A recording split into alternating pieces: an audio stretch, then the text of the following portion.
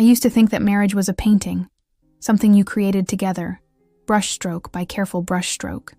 For 8 years, that's what I believed David and I were doing. But it turns out I was the only one holding the brush. The morning it all began to unravel was deceptively ordinary. April sunshine streamed through our kitchen windows, casting golden rectangles across the marble countertop that David had insisted we needed when we renovated last year. I was cutting strawberries for Emily's lunchbox, my fingers stained red with juice, when my phone buzzed. A text from Sarah. Coffee after drop-off? Need to talk to you. Sarah never needed to talk. She was my closest friend, yes, but she was the type who spilled everything immediately, usually with too much detail and not enough filter. The fact that she wanted a scheduled conversation sent a ripple of unease through me. Mommy, is my permission slip in my folder? Emily appeared at my elbow, all gangly limbs and messy braids at 9 years old. I tucked a wayward strand of her hair behind her ear and nodded. All signed and ready. Daddy put it in last night before bed. At the mention of her father, Emily's face brightened. Is he taking me to school today? I glanced at the clock. David had left for an early meeting before any of us were awake. Again, not today, sweetie. He had to go to work early. The slight droop of her shoulders mirrored the familiar sinking in my own chest. How many mornings had started this way in the past few months? David, absent. Emily, disappointed. Me, making excuses. After drop-off, I found Sarah waiting at our usual spot at Marlowe's, the local coffee shop where the baristas knew our orders by heart. She was fidgeting with her wedding ring, twisting it around and around her finger, something she did when anxious. Hey, I slid into the chair across from her. What's up? Sarah's eyes met mine, then darted away. God, I hate this. She took a deep breath. Lisa, I saw David yesterday. I waited for more, confused. Okay, at work or something? No. She reached across the table and gripped my hand. Her palm was clammy. At the Rosewood, with someone. The Rosewood was a boutique hotel downtown. Exclusive, expensive, the kind of place you took someone when you didn't want to be seen. A client? The words felt hollow even as I said them. Sarah's grip tightened.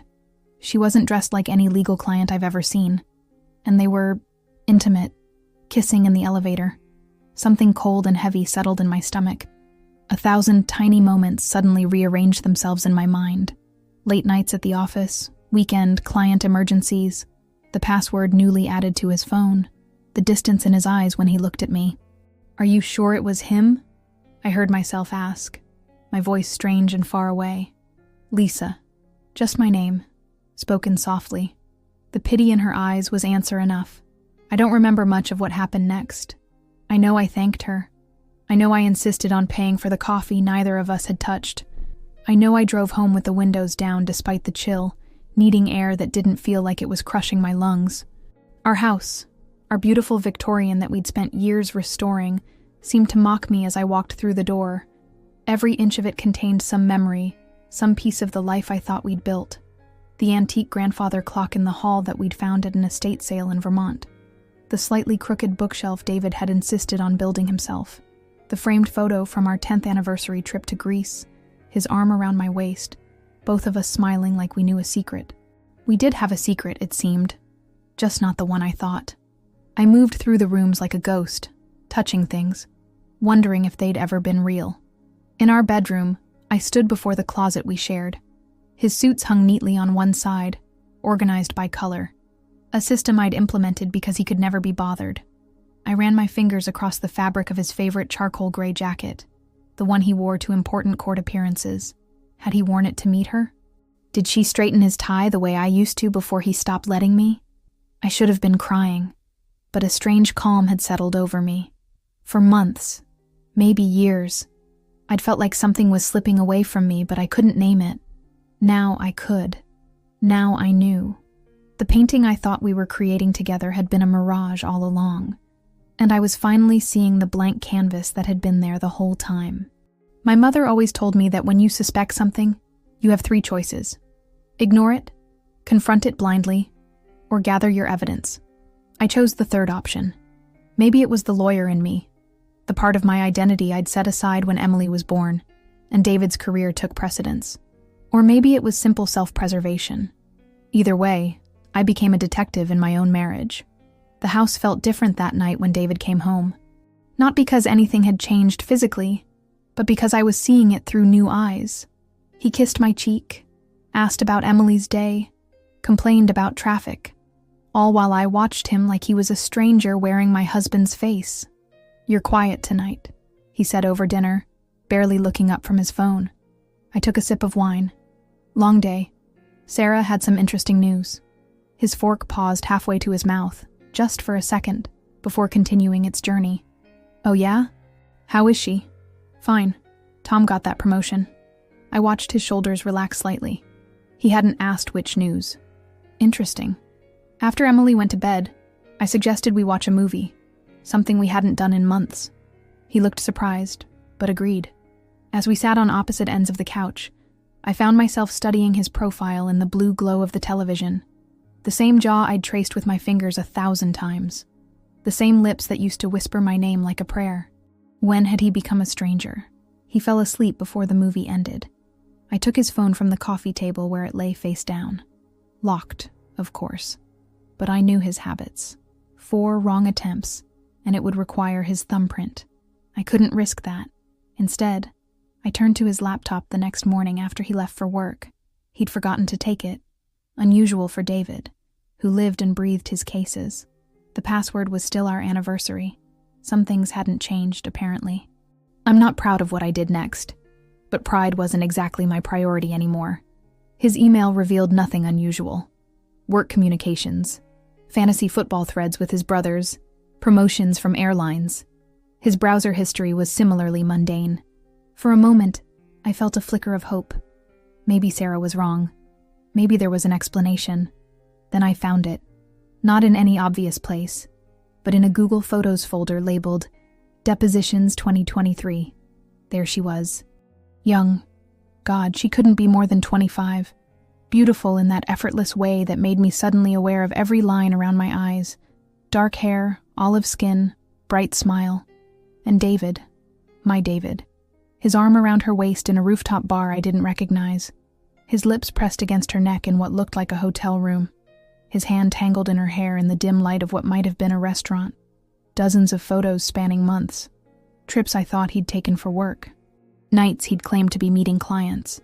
Weekends he'd spent catching up at the office.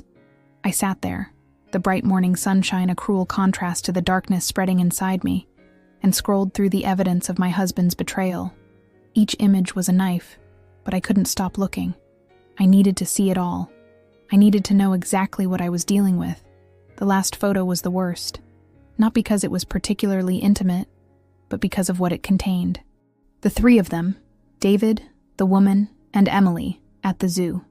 My daughter, holding the hand of the woman my husband was sleeping with, while I was at a conference he'd encouraged me to attend.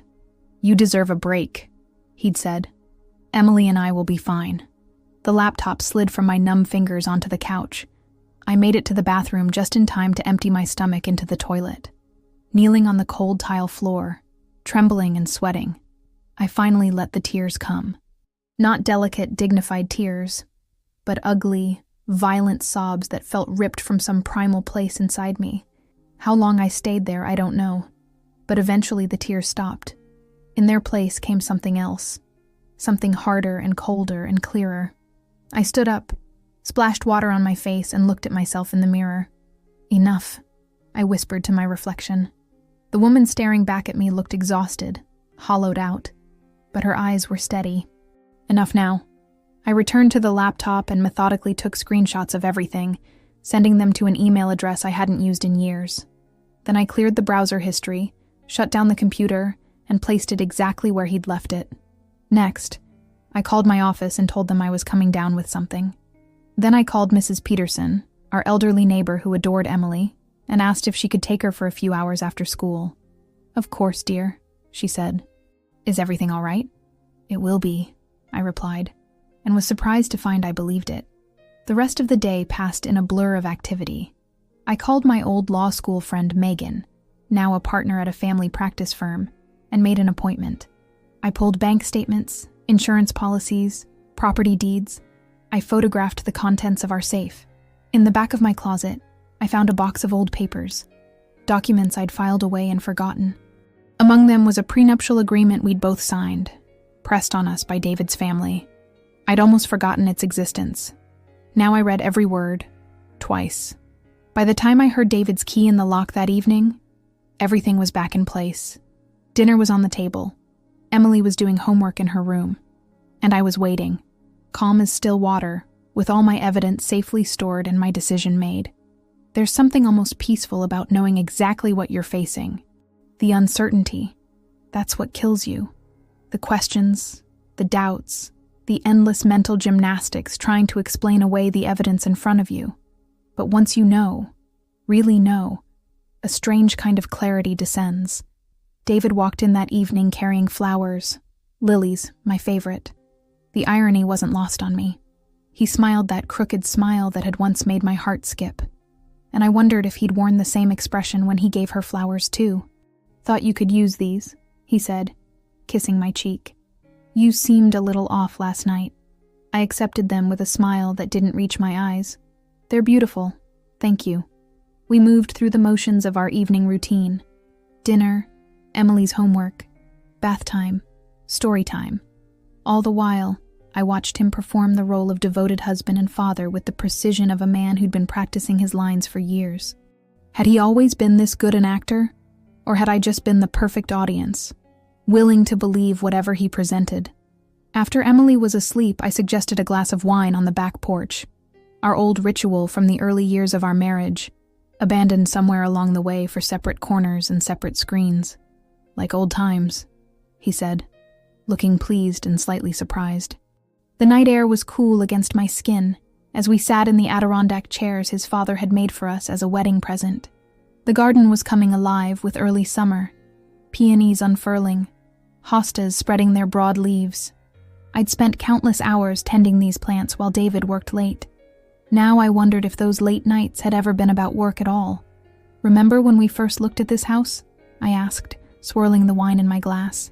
"You said you could imagine us growing old here, sitting on this porch with gray hair, watching grandchildren play in the yard."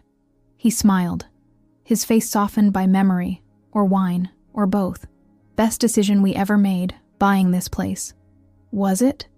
I took a slow sip, letting the moment stretch between us. "I've been thinking a lot about decisions lately. The ones we make, the ones we don't, the consequences either way." Something in my tone must have alerted him. He glanced over, his expression careful now. "Everything okay, Lise?" "No, David. Everything is not okay." I set my glass down on the small table between us. "I know about her." The silence that followed was absolute. Even the usual symphony of evening noises, crickets, distant traffic, the neighbors' wind chimes, seemed to stop. In that silence, I watched his face cycle through expressions: confusion, alarm, calculation, and finally, a practiced concern. "What are you talking about?" I laughed, a short, hard sound that surprised even me. "Please don't. Don't insult me by lying when we both know the truth. I've seen the pictures, David. You, her, and, God help me, my daughter at the zoo while I was at that conference." He flinched at that, a tiny tell that might have given me hope once. Evidence that somewhere inside him lived a man who could still feel shame. But it wasn't enough. Not anymore. "Lisa, I can explain." "Can you? Can you explain months of lies? Can you explain introducing another woman to our child? Can you explain why you've been making me feel crazy for questioning where you've been and who you've been with?" He set his own glass down, leaning forward. "It's not what you think. Adrienne is... I don't care who she is." My voice was steady, belying the storm inside me. "I care who you are, and you're not the man I married. People change, Lisa. Marriages change. If you'd been paying attention, don't you dare." The words came out sharp as a blade. "Don't you dare try to make this my fault. I have been here, David. Present, committed, building a life while you were busy destroying it." He raked a hand through his hair, a gesture so familiar it hurt to watch. "Look, I've made mistakes. I admit that. But we can work through this. For Emily's sake, if nothing else." "Emily?" I shook my head. "You brought that woman around our daughter. What were you thinking?" Adrian likes kids. She was helping me. Helping you what? Replace me? The pain in my chest was physical now. A crushing weight. Was that the plan? Trade in your aging wife for a newer model? Make the transition smooth for Emily? He had the audacity to look offended. Jesus, Lisa, it wasn't like that. Then what was it like? Explain it to me, David. Help me understand how the man who promised to love and honor me has been living a double life. He was quiet for a long moment, staring out at the darkened garden. When he finally spoke, his voice was low. I didn't plan it. It just happened. We met at a conference last year. She's brilliant, ambitious. She reminded me of you, actually. The way you used to be before. Before what? Before I became a mother? Before I supported your career at the expense of my own? Before I built this entire life around you? That's not fair. You chose to step back from work. I never asked you to. You didn't have to ask. You just made it impossible for me to do anything else. The clarity I'd felt earlier was crystallizing into something harder, sharper. But that's not even the point. The point is that you broke us, David. Not by falling for someone else. People can't always control their feelings. You broke us by lying, by sneaking around, by bringing her into our daughter's life behind my back. He reached for my hand. I pulled away. What do you want me to do? He asked, and I almost laughed at the simplicity of the question. I want you to leave. Leave? You can't be serious. This is my house too. Yes, I'm aware. 1/3 yours, to be precise, according to the deed. 2/3 mine, from my inheritance when my father died. Did you forget that detail? Or just assume I had? The look on his face confirmed my suspicion. He had forgotten, or never bothered to know, exactly how our home ownership was structured. Just like he'd forgotten about the prenup, tucked away in that box of papers. Just like he'd forgotten who I was before I became his wife, his support system, his backdrop. I'm not leaving my home, he said, steel entering his voice. Or my daughter. I've already called my lawyer, I replied quietly. But you're right about one thing. This isn't just about us anymore. It's about Emily. So we're going to handle this like adults, for her sake. You can stay in the guest room until we figure out next steps. He stared at me. This stranger I'd shared a bed with for 12 years. You've already decided then? Just like that? You're not even willing to try? Try what, David? Try to forget what I've seen? Try to trust you again? Try to explain to our daughter why Daddy's special friend gets to come to the zoo but Mommy doesn't? I stood up, suddenly unable to sit still. I tried for months to ignore the signs. I tried to be the perfect wife, the perfect mother. I'm done trying. Now I'm deciding. As I walked back into the house, leaving him alone on the porch we'd once shared dreams on, I felt something unexpected. Not just anger or pain, but a flicker of something that felt dangerously like freedom. They say the hardest conversations are the ones we have with our children. Nothing in my legal training, nothing in my years as a mother, nothing in my life had prepared me for telling Emily that her father and I were separating. The morning after my confrontation with David, I woke up with swollen eyes and a strange, hollow feeling, like my body was just an outline of itself. David had slept in the guest room as I'd insisted. I heard him moving around before dawn, the careful, quiet movements of someone trying not to be noticed. The front door closed softly around 6. Running away again? It seemed to be his specialty. Emily found me in the kitchen, staring at a cup of coffee that had long gone cold. She was already dressed for school, her backpack slung over one shoulder. Mom, are you sick?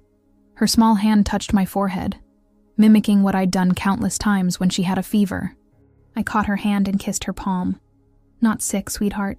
Just thinking. About what? About how your world is about to change. About how I'm about to break your heart to save mine. About how unfair it is that your father's actions have forced this moment. About our family, I said instead. Can you sit with me for a minute? The confusion in her eyes nearly broke me. She slid into the chair beside me, suddenly looking much younger than her 9 years. Is this about Daddy not being at breakfast again? Sort of. I took a deep breath. Emily, Daddy, and I are going through some difficulties right now. We've decided that we need some time apart. Her face crumpled so quickly it felt like a physical blow. You're getting divorced? Like Zoe's parents? Zoe, her best friend, whose parents' messy divorce had been playground gossip for months. I'd comforted Emily then, assuring her that some marriages just didn't work out, but ours was solid. Another lie I'd told myself. We don't know yet, honey.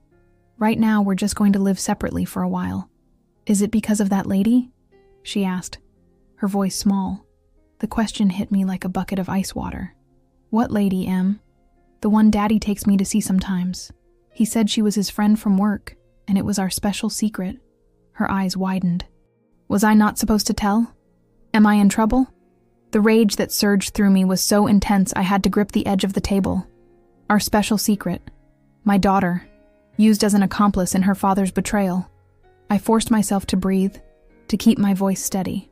No, sweetheart, you're not in trouble. You never have to keep secrets that make you uncomfortable, especially from me. So it is because of her? Emily's perception had always been razor sharp. It's complicated, Em. Sometimes grown-ups make choices that hurt the people they love, even when they don't mean to. Did Daddy hurt you? Her eyes filled with tears. Yes, I said simply, because I couldn't bear to lie to her again. But that doesn't change how much we both love you. That will never change. She launched herself into my arms then, sobbing against my shoulder. I held her, rocking slightly, fighting back my own tears. Later, there would be more questions. Later, we would have to navigate custody schedules and holiday arrangements and all the practical realities of a divided family. But in that moment, I just held my daughter and mourned for the childhood I'd wanted to give her. One with stability and trust, and parents who honored their promises. The days that followed took on a surreal quality. David moved into a corporate apartment downtown. I forwarded his mail. We communicated in terse texts about logistics and Emily's schedule. Friends started taking sides, though I hadn't asked them to. Sarah became my sentinel, screening calls and bringing casseroles that neither Emily nor I could stomach. My mother flew in from Phoenix, filling our quiet house with nervous energy and well-intentioned but exhausting platitudes about men and marriage. Emily oscillated between clingy and distant.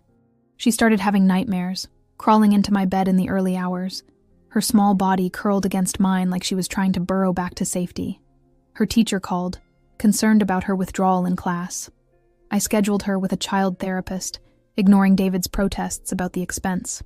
She doesn't need therapy, he'd argued during one of our brief, tense exchanges at the front door. She needs her family back together.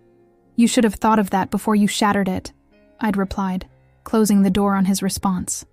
At night, alone in the bed we'd shared, I cycled through every emotion possible. Rage that left me shaking.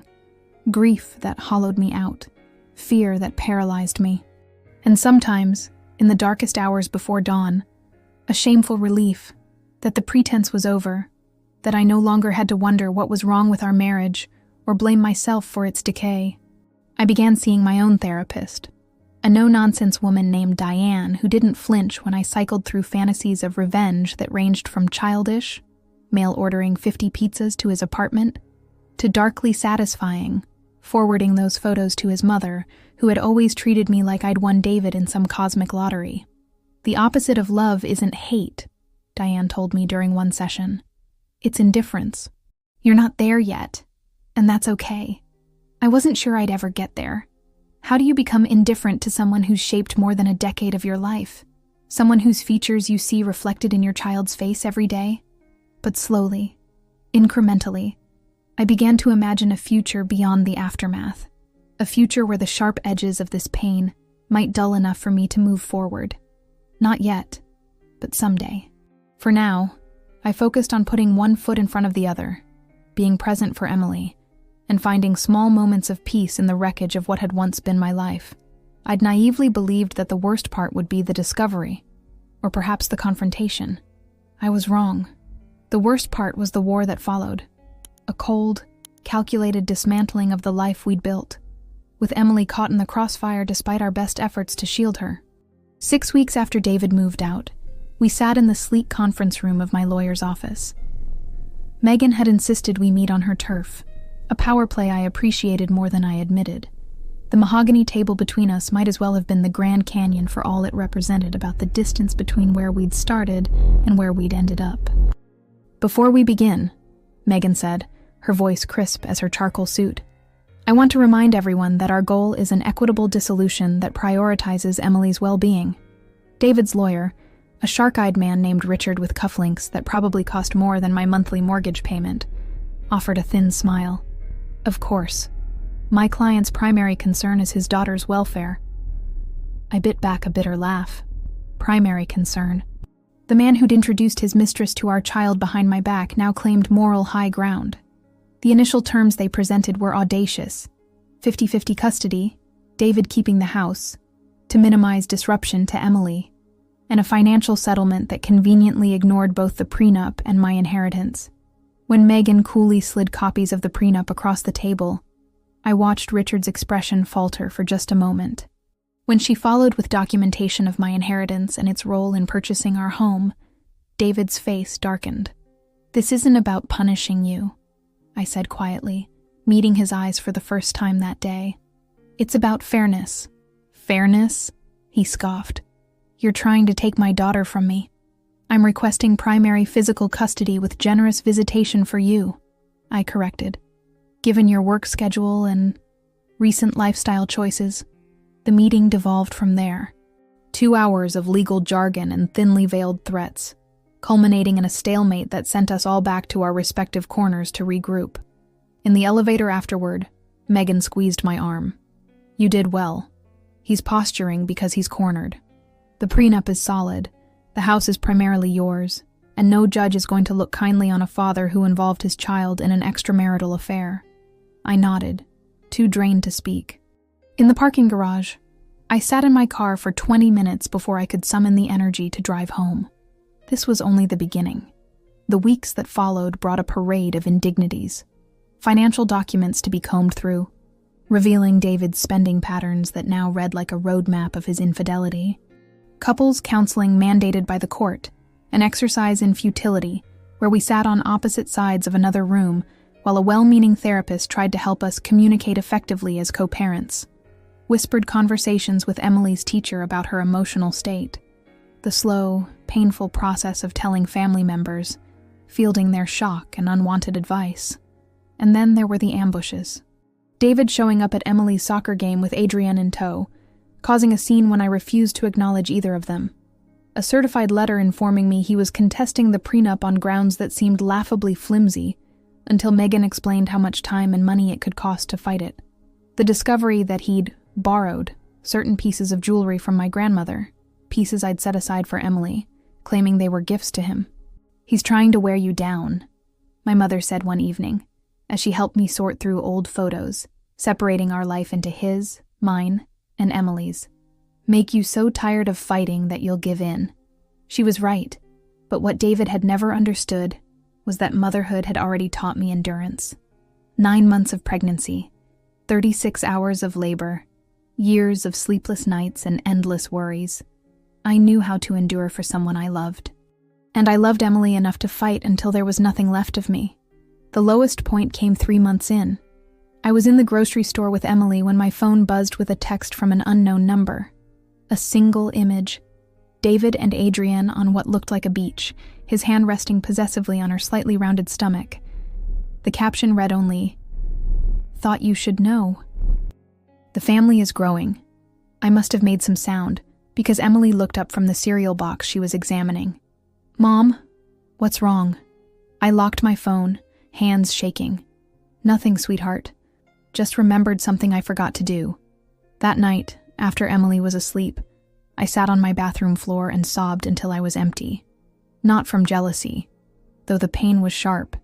It wasn't about wanting David back. It was mourning for what could have been.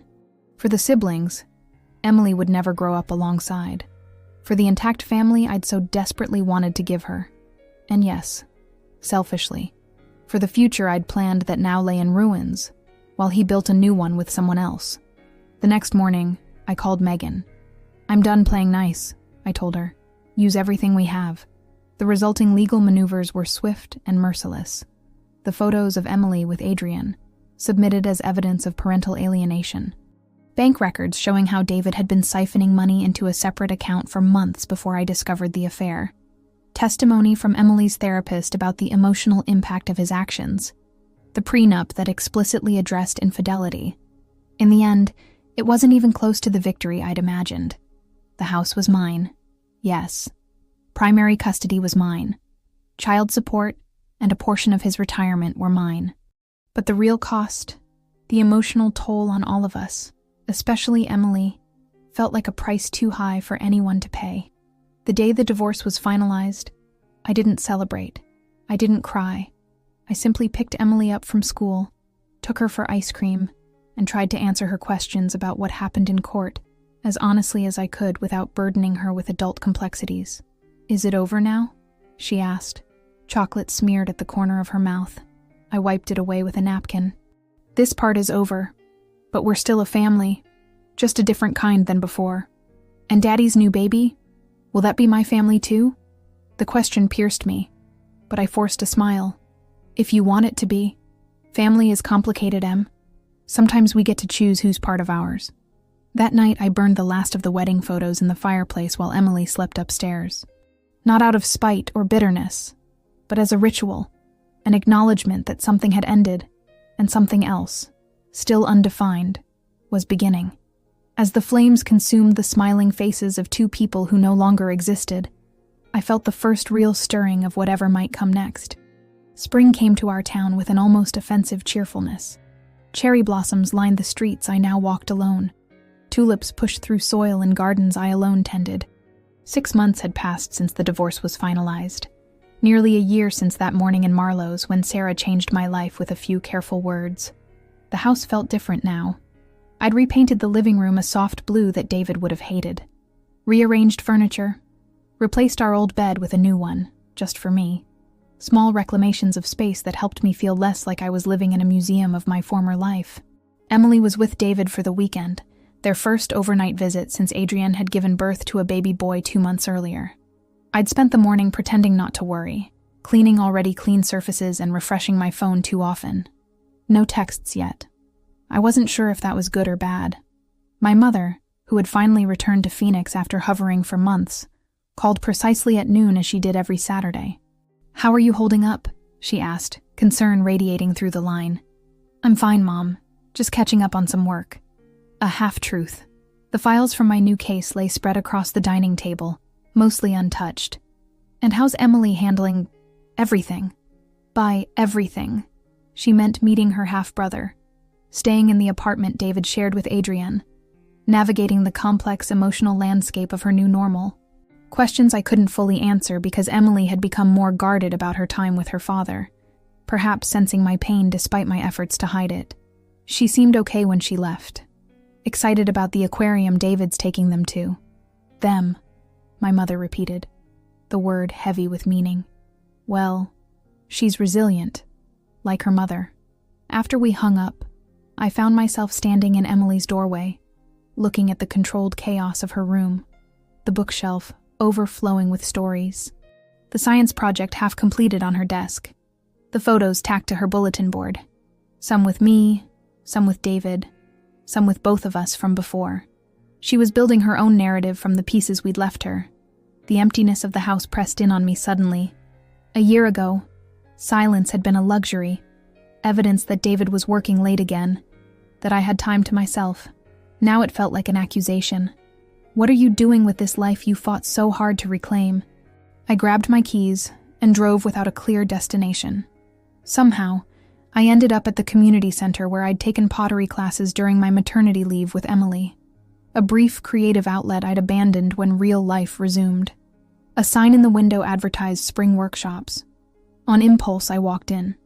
2 hours later, I emerged with clay under my fingernails and a strange, unfamiliar feeling in my chest. Something like lightness.